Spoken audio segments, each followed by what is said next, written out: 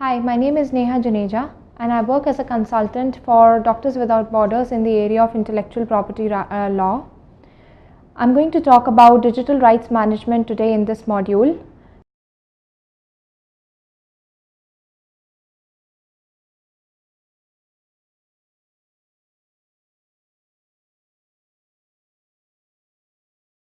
And would be throwing light upon the legal protection of digital rights management.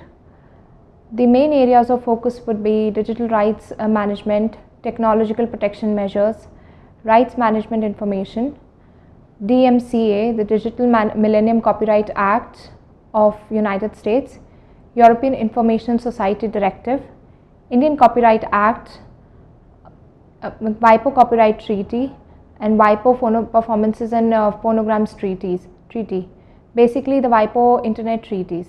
Here I would talk about the evolution of the digital technology. Rapid evolution in the distribution of media in the audiovisual and literary sector is no more just limited to conventional methods of distribution. There has to be a lawful acquisition of copyrighted work as well as fair and equitable remuneration of the authors.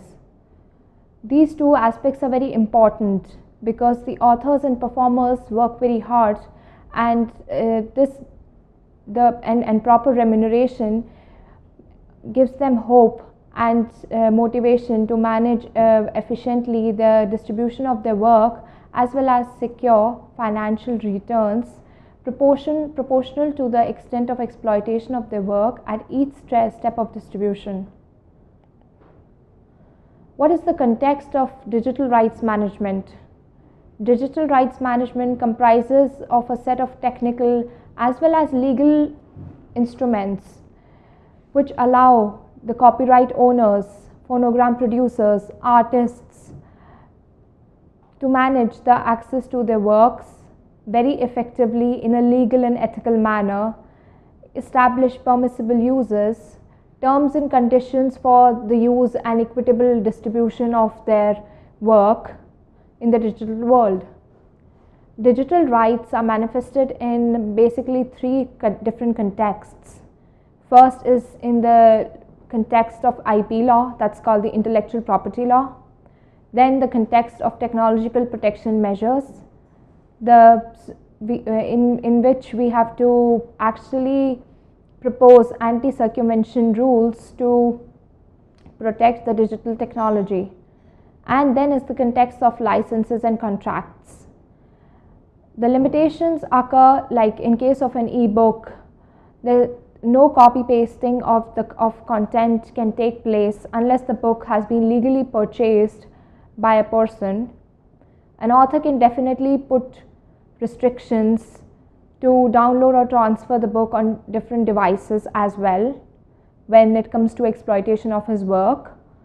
So basically digital rights management is about selective exploitation of an artist or an author's work, and effectively with sufficient remuneration to him as well.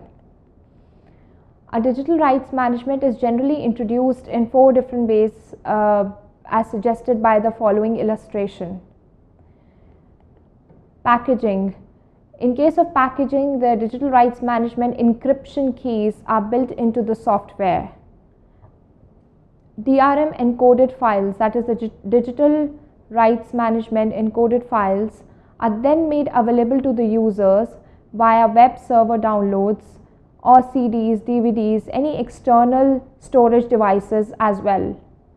License serving and license acquisition involve the authentication of access through various servers to provide access to legitimate users by providing encryption keys, as in the users are provided encryption keys when they log in or they have a code to access the needed technology or the needed document or the content of an author.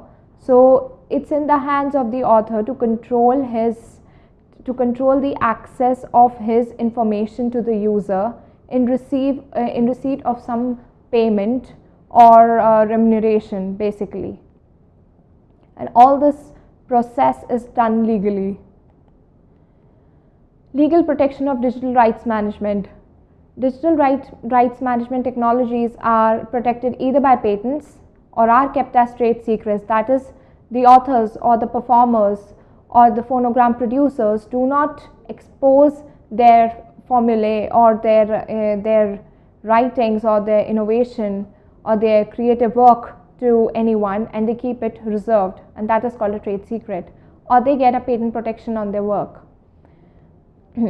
It can even be in case of hardware digital rights management technology. Digital rights management technology licenses are used to establish secure transmissions from the content provider to the individual end users. So there is a contract or a license between two parties per se, between the content provider and between the end user. The clauses are designed in a way that directly serve the copyright and security interests of the content providers as well. Advantages and disadvantages of digital rights management.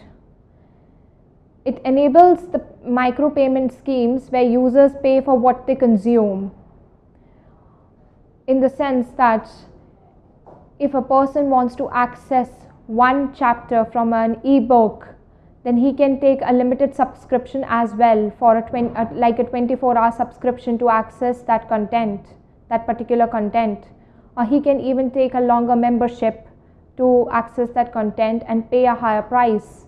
On the other hand, fair use doctrine is a major concern under digital rights management. These systems use a range of mechanisms to identify and track the activities of end users, and the drawback here is that this hinders the privacy and the rights of the end users. DRM results in a reduction in the freedom of expression as it interferes with scholarship, parody, review, speech, commentary, etc. It also causes a major stifle in the innovation, and the companies do not get the incentives to develop new technologies and interact with the copyright works. Now we are going to talk about the international treaties which govern the digital rights management system, and there are developed countries who have implemented the WIPO Internet Treaties, the World Intellectual Property Organization's Internet Treaties, called the WIPO Copyright Treaty and WIPO Phonogram Producers and Performances Treaty in their own national legislation. WIPO concluded a convention to protect the DRM systems. The formation of two treaties, WIPO Copyright Treaty and WIPO Performances and Phonogram Producers Treaty came into force on March 6, 2002 and May 20th, 2002 respectively.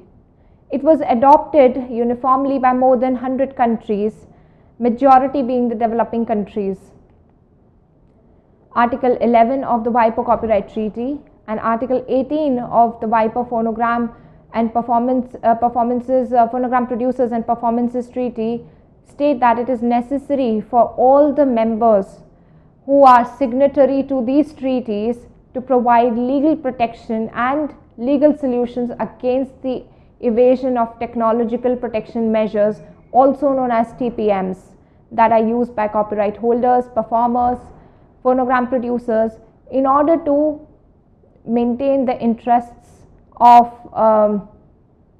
the preservation of their technology. Protection against illegal activities such as hacking and unauthorized distribution of copies of copyrighted material is also known as digital piracy, which is also being protected under the legal umbrella of these treaties. Protection of rights management information, also known as RMI.